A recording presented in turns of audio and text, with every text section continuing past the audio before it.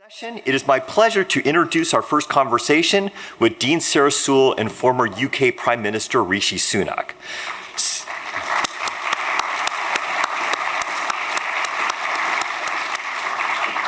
Sarah A. Soule is the Philip H. Knight Professor and Dean at Stanford Graduate School of Business. She is also the Morgridge Professor of Organizational Behavior. Her major areas of interest are organizational theory, social movements, and political sociology. Rishi Sunak is Member of Parliament for Richmond and Northallerton in the United Kingdom and is the William C. Edwards Distinguished Visiting Fellow at the Hoover Institution. You've heard of him, of course, because he was Chancellor of the Exchequer and then Prime Minister of the UK from 2022 to 2024. In those leadership roles, he made key policy decisions on a wide range of technological, medical, economic, and geopolitical issues. Importantly for us, he earned his MBA here at the GSB. One final note before we begin. A few weeks ago, Rishi had a skiing accident, and his recovery from that accident has prevented him from being able to travel to California for this event. So Rishi will be joining us on screen rather than in person. Please join me in welcoming Dean Soule and Rishi.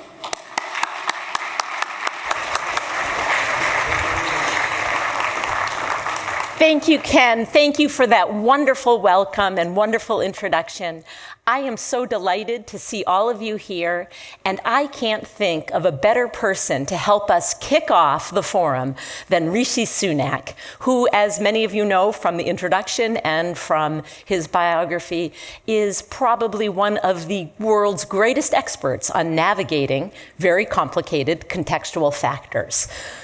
So let us begin. Rishi, thank you so much for joining us. We're so delighted that you're here with us today.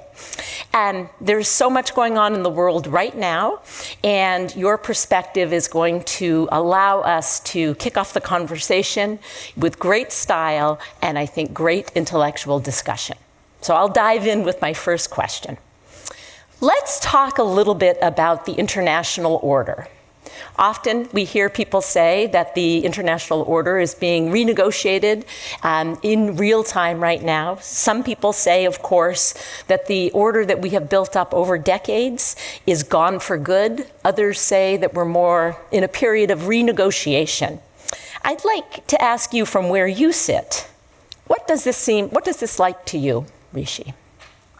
Well, first of all, good morning, Sarah. Good morning, everyone. Thank you for having me. And my apologies again that I can't be with you in person. As you heard from Ken, I was skiing a couple of weeks ago. And I guess to put it in GSB terms, my BHAG for my ski trip was to prove to my two teenage daughters that their daddy was still the best skier in the family.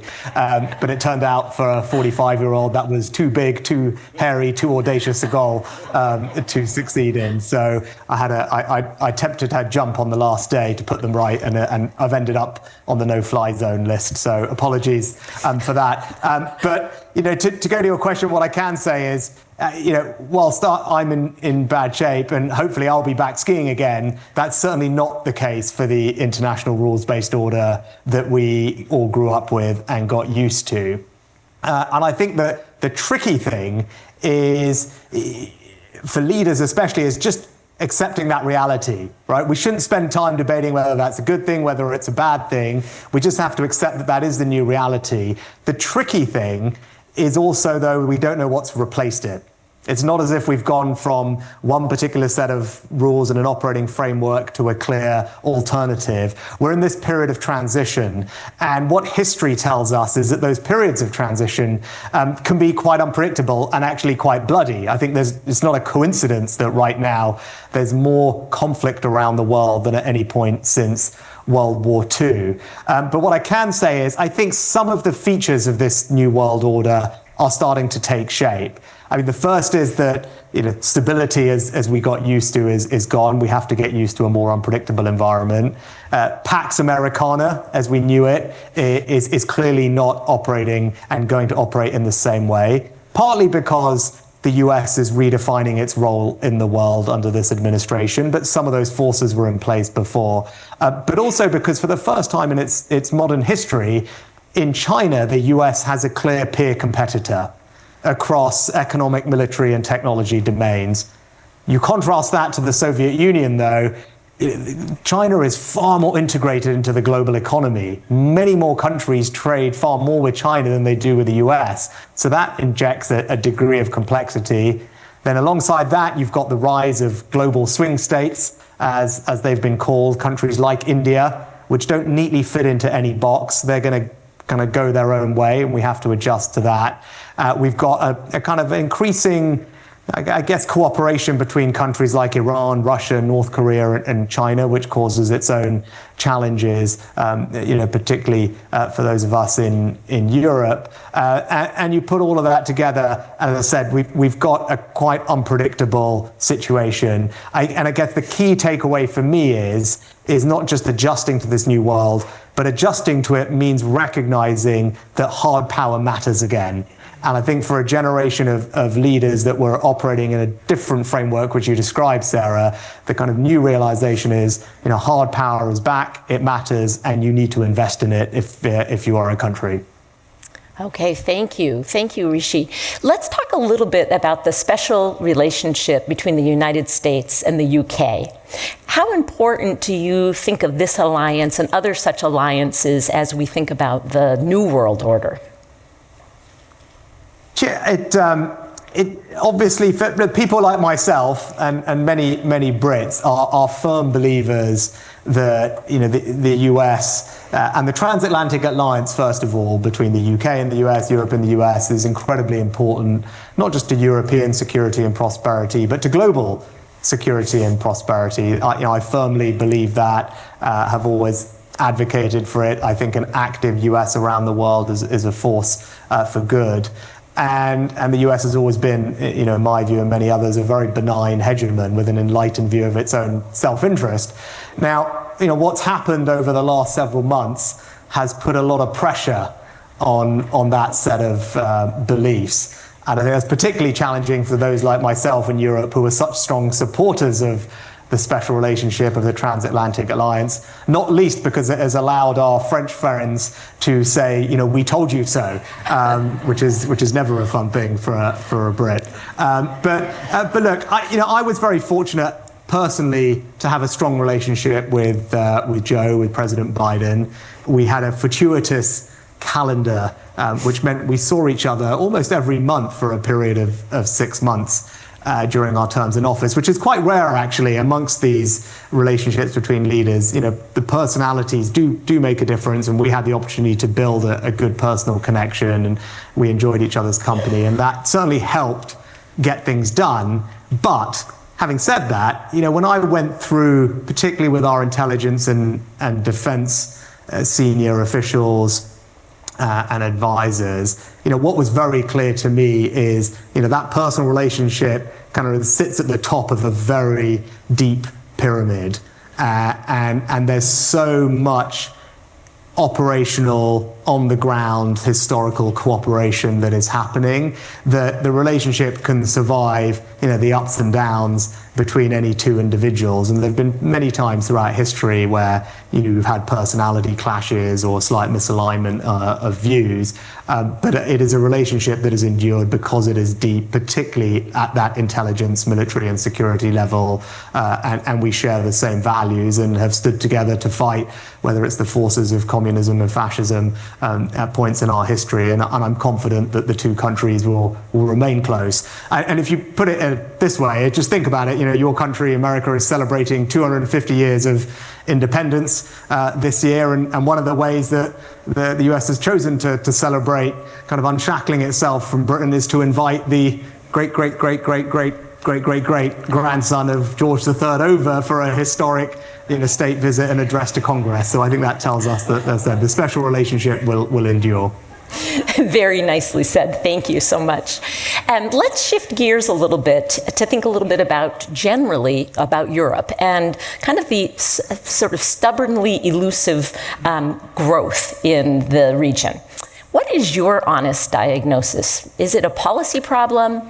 Is this a structural problem? Or is it something else? Yeah, the first thing, and particularly, for when I'm talking to our American colleagues and friends, and indeed actually my European peers, is for us to be really honest about the challenge. And by challenge, I mean the gap that has opened up between the US and Europe when it comes to economic growth in a relatively short space of time.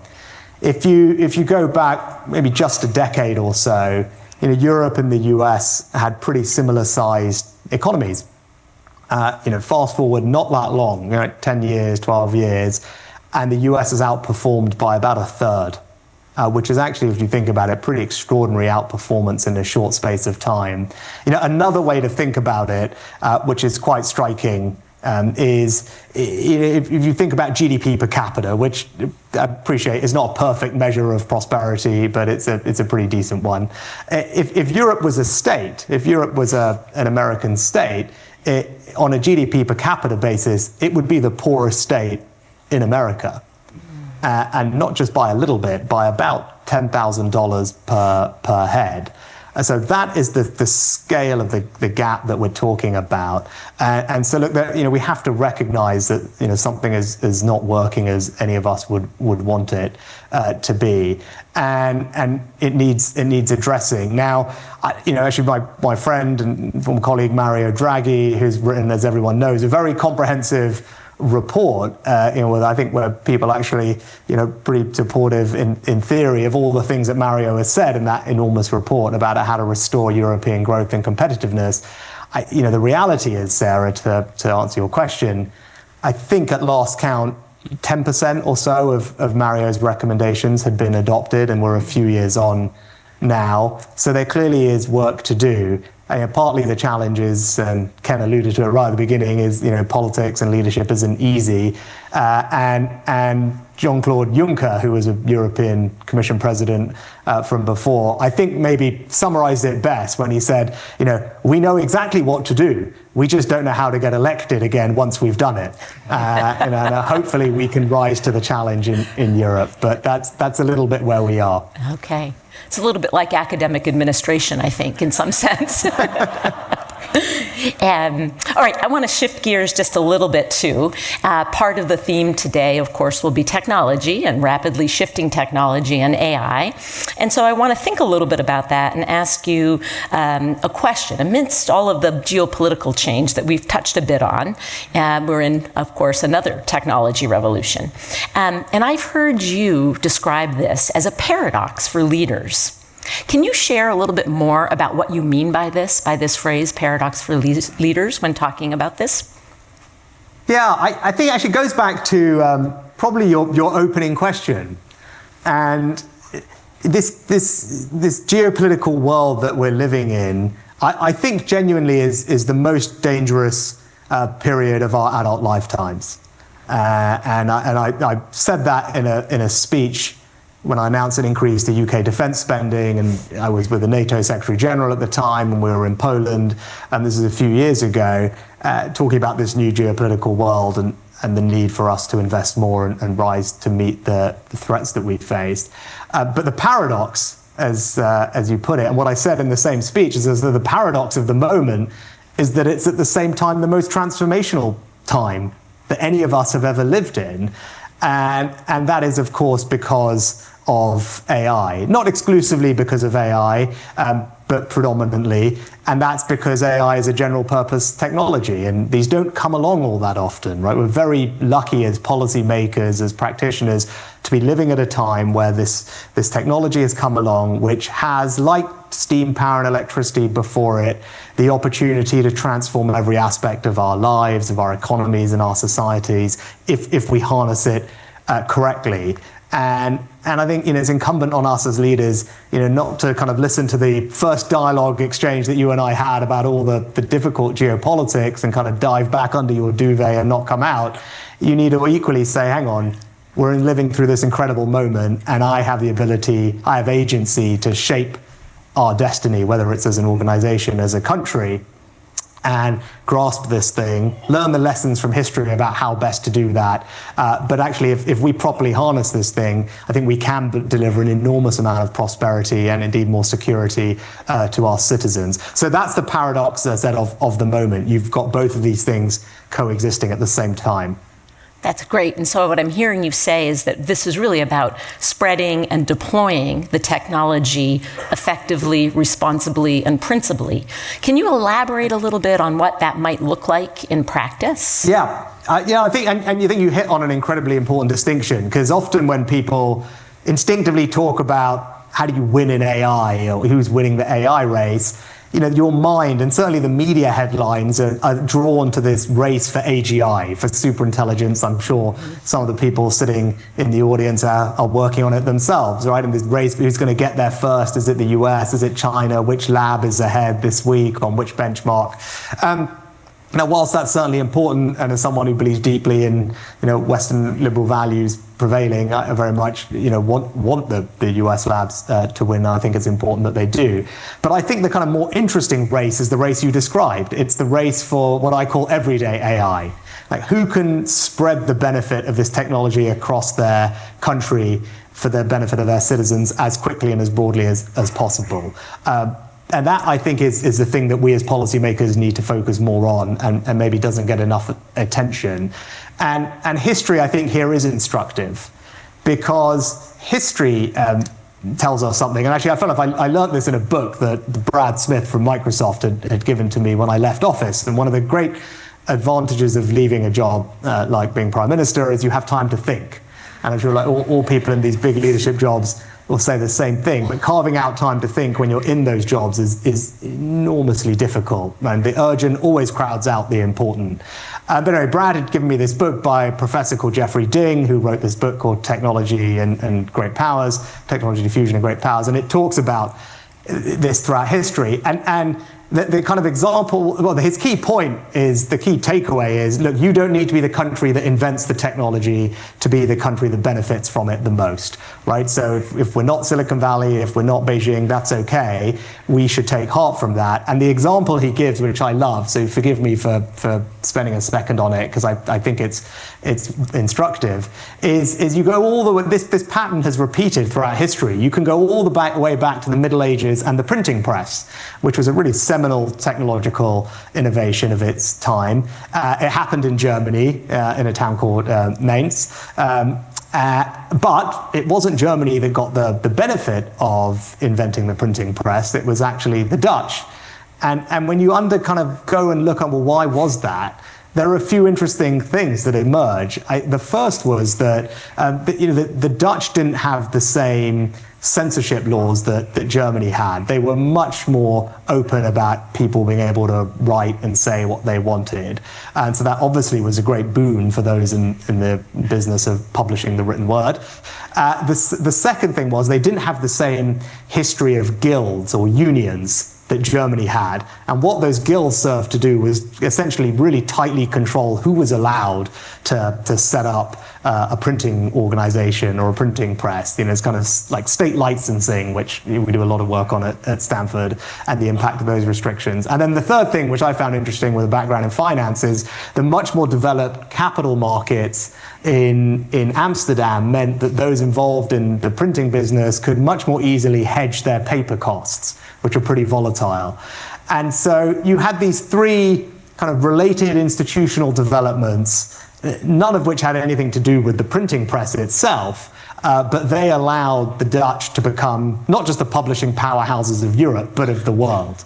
And Eric Brynjolfsson, again, of our parish here, has spoken a lot about this. And it's figuring out, well, what are the equivalents of those things that I just outlined today that will allow leaders to get the benefit of this technology for their organization, for their country? Like, what does that diffusion infrastructure architecture look like? And I mean, we can get into that, but that's the kind of the thesis, and I think that's where people need to focus more attention. Yeah. That's such a great example, and it's a perfect example for kicking off the Stanford Leadership Institute, because of course this is part of what we are really going to be grappling with, these sort of multi-layered, very, very sort of complicated context in which any kind of decision is made, and understanding all of those pieces at once is really what we are going to be about at this institute. So I'm really glad you took a little time to take that detour and to give us that wonderful example. Let me follow up, though, with a question, because it leads to the obvious, possibly next question, which is about regulation and regulation of AI. Maybe you could say a little bit about where you stand on this and what you think it means to actually get that right from a governmental perspective. Yeah, this is it's one of these great things that you have to grapple with when you're in these jobs. I'm someone who's a free market conservative by instinct and tradition, and generally believe that's the right approach for creating growth, for creating opportunities, spreading prosperity. Now, of course, there are always sensible reasons to regulate, where there are market failures and other things, or something else that we think the market won't protect that we value. And that your job in these policy roles is to try and figure out that balance and get it right. And obviously AI, was something that happened, or at least thinking about it happened while I was in the office. And I was really struck by a meeting I had in Downing Street in 2022 when Dario, who founded Anthropic, Sam from OpenAI, and Dennis from DeepMind all came to see me. And we sat, they wanted to talk to me about what they were seeing. And the fact that they had come together was in itself a big thing. There wasn't that many things that I think at that point they had done together. But they were keen to come together and talk to me a little bit about the pace of the development. And that was what they wanted to impress upon me, was that this thing that all of them in different ways had been working on for a long time was really beginning to scale in a way that was surprising even then. And they thought people like me needed to be informed about that, to be thinking about what that meant. And we ended up having a very long series of thoughtful discussions thereafter, which culminated in the Leaders Summit on AI, which I hosted at Bletchley Park. And I'm really pleased that summit series was a success. And the idea was, look, this is this new thing that's come along, which is going to be so transformational that it requires leaders to be able to come together and discuss it in a dedicated forum, not just as a kind of panel discussion at a G7 or a G20, but it needs its own forum. And slightly differently to things like the G7 and the G20, because this development is happening largely in the private sector, I thought it was important that we brought the technology entrepreneurs and developers together with the leaders in a forum. And then we did that at Bletchley, and subsequently that summit's been held in France, in South Korea, and India just a few months ago. And so there now at least is a forum to discuss these issues. So, what's the right approach? I tend to come down on the side of the argument that says we are too early in this for there to be very heavy top-down legislation of AI. The technology is changing far faster than most governments and legislators can put laws in place, and that doesn't strike me as a recipe for success. Given we talked earlier about the challenges that Europe in particular has with growth, innovation is a big opportunity to provide some growth. And so stifling this at birth, again, doesn't strike me as being the right thing to do. So I took the decision that there shouldn't be top-down new legislation, regulation on AI in the UK. That was a different decision to the decision that the EU took. They put in place the EU AI Act, which actually Mario, who we were talking about earlier, has subsequently said should be paused and rolled back, which is now happening. So I think they are recognizing that maybe wasn't the right approach as well. That said, doesn't mean that I think we should do nothing. And I think if you're sitting in these jobs, your first duty always is the safety and security of your citizens that you're very privileged to represent, right? At the end of the day, that is your responsibility, and it rests solely with you. And something that's come along, that the people developing the technology themselves have been very open with you about the potential risks, like all new technologies provide, for bad actors, for malicious use, and then potentially more autonomous activity down the line. So, the theme of our first summit in Bletchley was on this topic of AI security. And my approach then was to say, what we need is to develop the technical expertise in government. So we created the AI Security Institute in the UK. We funded it well. It's independent of government in a sense. It's not a regulator, and its mission is to work actually constructively with the labs to evaluate these models before they are released to the public, to identify potential risks in the areas of cyber, bio, and obviously nuclear and other threats as well. So in these very significant national security risks, accepting that this technology is developing, there's a handful of very large models that potentially pose new risks. We should have the capability and the expertise to evaluate them so that we know at some point if there's a reason for us to do more, then we can do that. So we reached an agreement with the labs to do that, and I'm really pleased to say that that has worked really well. And it's a model that other countries have worked with the UK on. The labs have constructively, proactively provided the models. And you've seen recently, obviously, some discussion in the news about a new set of models posing some new cyber risks. It's important we get ahead of those. And so I think that is the right, that is the right template for now. Look, that might change. It's something that we will have to constantly keep under review. But what I say is a couple of things. If you're in a country like the UK, you have to accept there's very little you can do about this on your own at the end of the day, right? The US, given that these are largely US companies, will need to decide how it wants to do this. It is focused on the race with China, which is important, and we can't let China get ahead in that regard. So that is a tricky dynamic. But the thing I'll leave it here, sorry for the long answer, is why someone who believes firmly in being pro-innovation, pro-growth, thinks that technology is an enormous force for good. The reason we still have to think a little bit carefully about this is because we have to win the battle for trust in the eyes of the public. And obviously, I'm virtually with you. We're sitting in Silicon Valley. We don't need convincing that technology is an incredible force for good. But actually, the vast majority of our citizens in places like the US, the UK, and others, their overwhelming feeling about AI is one of fear. It's one of pessimism.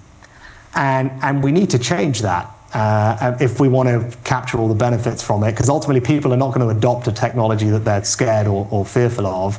And part of our ability to win that battle for trust is going to be persuading them and showing them that we're on top of any risks that AI might bring, and we can handle them. So I think actually, being responsible about AI security is just the other side of the coin of ensuring that we can get all the benefits from it as well. Mm-hmm. That's terrific. And yes, I know that at least what I have noticed here on campus in the last couple of years is what feels like a move from fear to a move to a genuine excitement and engagement. And I also recognize that at Stanford and Silicon Valley, we're in a bit of a bubble on that with respect to AI. So very, very well said, and a good reminder that we can't let our view of this be clouded by the space that we are in right now. Your mention of trust, I think, is really important, and it reminds me of the first time that we met last summer, and we had a long conversation about leadership and what it meant to you to be a GSB trained leader. And I want to come back to something we talked a little bit about then, and we talked a little bit about your experience leading during the pandemic, of course, and the kind of uncertainty that we all experienced, and I think most of us had a lot of empathy for those like yourself who were in governmental positions at that time, and the weight of the decisions that you were taking every single day. And I'm hoping I can ask you to just reflect for the audience on what surprised you about yourself as a leader during that incredibly uncertain time.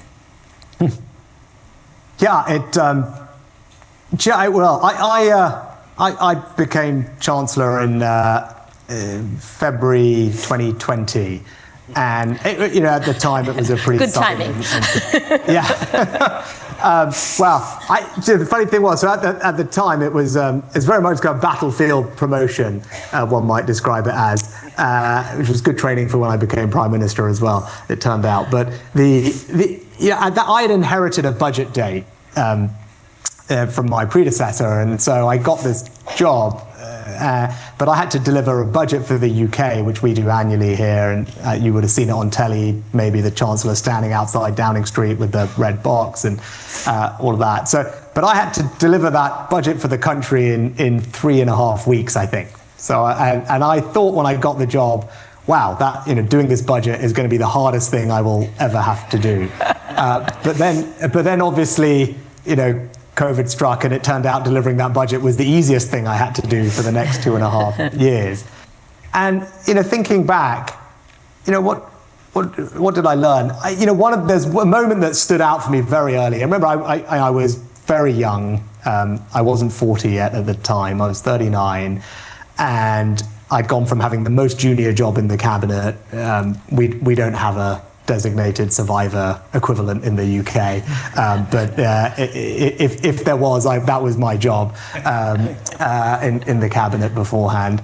I'd gone from having that job to having this kind of second most important job after the Prime Minister, and then this pandemic struck, and the thing that really struck me in the first kind of week of it, we had a failed gilt auction. And there'll be lots of economists in the room, and I was like, I don't think my debt markets class at the GSB, Darryl Duffy, I don't think covered that when I was there, and that hadn't happened in a very long time. And just obviously for the non-economists or finance people in the room, it's the government selling its debt, and then you do that all the time. Normally it's totally fine, but we had a failed auction, so that we didn't sell all the debt that we assumed we would be able to. There's kind of a once in a very long time type occurrence, and that was a moment of extreme anxiety for me. Here I was, 39 years old. I just got this thing. We're in this. No one had dealt with a pandemic before, so having to figure all that out. And then you're faced with the prospect that the country, the government, you can't fund itself. And obviously it was fine, and we could. But I ended up having to negotiate something called the Ways and Means Facility with the Bank of England, which is a fancy name for an overdraft, it turns out, which is if we can't finance ourselves, I can basically ask the Bank of England to do an overdraft. We didn't end up needing it, but it was a precautionary measure. But it gave you a sense of the kind of pressure and the stress of the moment. I tell you that one of the things I realized is in that moment, it's very easy to succumb to kind of the temptation of self-pity. Right? It's very natural. I think actually for anyone, you think, like, why me? Right? Like, why me? Like, why is this happening on my watch? Right? First time in 100 years, like, why am I the person who is having to deal with this? And that can become, like, obviously a very destructive emotion, right? And you have to very quickly snap out of that.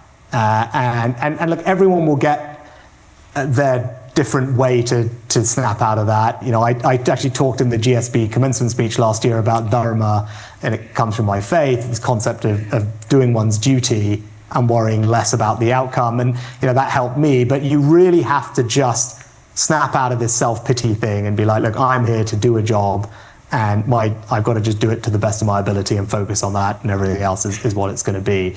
I think that was the first thing about this kind of crisis leadership. The second thing was about, and you mentioned it, and it's obviously important for the leadership forum, is decision making. It again is kind of easy to get slightly paralyzed, right? You're having to make decisions without perfect information. You're generally stressed. The decisions you're making have just the most enormous magnitude compared to the day-to-day decisions. And you have just got to not let yourself get paralyzed by that. You've just got to make the decisions. It doesn't mean you're going to get all of them right, but you have to have some comfort, actually. I won't, he might be sitting in the room, but I won't embarrass him. One of my kind of mentors who came from, the Valley had said to me early in the job, is like, look, you got to this point because on balance, you're good at making decisions, right? You wouldn't be in these jobs if your judgment wasn't, on average better than most other people's. Have some confidence in that. So just make the decisions, because the inaction is not helpful in that situation. And so that, those are something, and I guess the third thing is about, I think you can never over-communicate, I think, in almost any leadership role. As one of my big takeaways from the whole experience, and I certainly should have communicated more than I did, is one of my reflections. But in those crisis situations, that is true times 10. And I think one thing I was very lucky we all went through that period together. We were very lucky that in an attention deficit economy normally, you had most of the country tuning in every night, kind of like the 1950s or 60s, watching a press conference for half an hour. Was rare, and I was quite spoiled in that regard, that I had that ability to just really explain and reassure, because your job is to reassure when people are worried. The reassurance piece comes just from seeing you, hearing you, explaining what you're doing. And like I said, I got a kind of artificially nice introduction to political communication, because I had a very captive audience for 20 minutes most nights, which later on obviously disappeared, and it became a lot harder. But those were some of the reflections over that period, which certainly have stayed with me. Yes, thank you. And I'm really struck every time I talk to you about leadership, about how well you represent what I like to think about as the GSB leadership model. One piece of that is self-awareness. Your discussion today about self-pity, of course, ties in nicely with that. Another is decision-making. Of course, you've reflected on that quite deeply. A third is communications. And you and I spent a lot of time talking about the importance of communications, holistic communications, part of which, of course, is listening, so that you can take perspective of others and bring those perspectives into decision-making, as Ken sort of talked about in his opening remarks. And then finally, of course, awareness of the context, which is really what we're doubling down on as we think about the Leadership Forum. So I thank you so much for allowing us to kind of ask you to reflect on your leadership, because I think it really does such a nice job of encapsulating what it is that I hope we impart on our students and our faculty and staff as part of being part of Stanford GSB. So I'm going to ask one last question, and this is really about thinking about your sort of current role representing in the UK Parliament, Richmond and Northallerton. What are some of the issues you're most concerned about right now in this moment? Well, I mean, maybe actually to bring it to something else I spend my time on, away from all the geopolitics and the technology and the quest for growth. And that is actually about social mobility. How do we spread opportunity? And for me, our life has many chapters, and it's an odd thing to finish the jobs I did at the age of 44, 45, and still be thinking that I've probably got as much working life ahead of me as I've had behind me. And one thing I'm using the time is to really kind of focus on, well, what do I think is important to me? And that was our GSB admissions essay, and I spoke about that then, about the power of education to transform people's lives. Funnily enough, my wife also spoke about it in her essay. Derek I don't know if he's in the audience. He always claims that he read our essays separately and thought that we would end up together, which we His superpower. The leadership classes and everything were superb, but the matchmaking was, as I said, even better. And certainly has been the best help to me as a leader, as having Akshita alongside me. But you might lose the office, the title, the role. It doesn't change who you are and what you're trying to do. And so you just have to find a different outlet for it. And the great thing about this moment is my wife and I have the ability to work together on that. And we've set up an educational foundation called the Richmond Project, named after my district, my constituency. And it's to tackle the issue of poor numeracy. And it's so that everyone everywhere can have better confidence with numbers.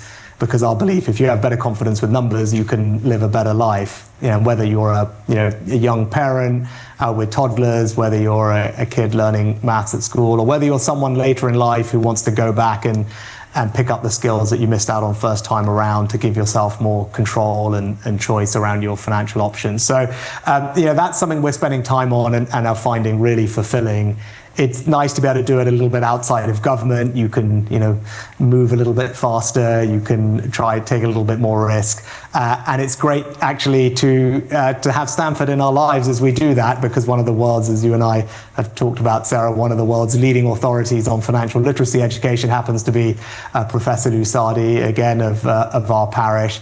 So it's a nice way to bring Stanford into that part of our life. But I think the kind of reflective thing for me is, look, these jobs and titles, they come, they go, but ultimately you always have to be anchored and true to your values. What matters to you, what motivates you, and I don't have the same outlet for that as I used to. It doesn't mean I still can't make a difference, and we're able to do it in another way, which we're finding really fulfilling, and as I said, is a nice distraction away from some of the other things that we've been discussing for the previous bit of this session. Yes, wonderful. Well, I want to thank you on behalf of the entire audience for joining us here today. We all wish you well and a speedy recovery from your surgery. And thank you again, Rishi, for sharing your wisdom and sharing your reflections with us today. Please join me in thanking Rishi Sunak. Thank you.